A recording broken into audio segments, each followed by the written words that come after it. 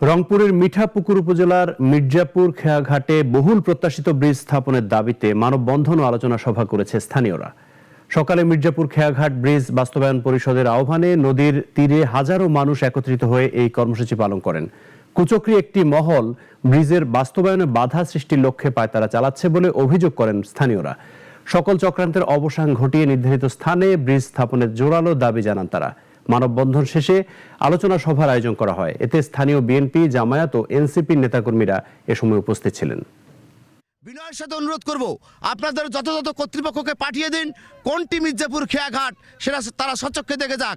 এইটি হচ্ছে মির্জাপুর খেয়াঘাট, এইখানেই ব্রিজটি বাস্তবায়ন হতে হবে। তারা কুচক্র হিসাবে পরিচিত, তারা চাচ্ছে যে খেয়াঘাটে যেন ব্রিজটা বাস্তবায়ন না হয়। যদি এই ব্রিজটি প্রতিষ্ঠিত হয় তাহলে এই বাচ্চারা, স্টুডেন্টরা সঠিকভাবে এই স্কুল এবং মাদ্রাসায় লেখাপড়া করতে পারবে।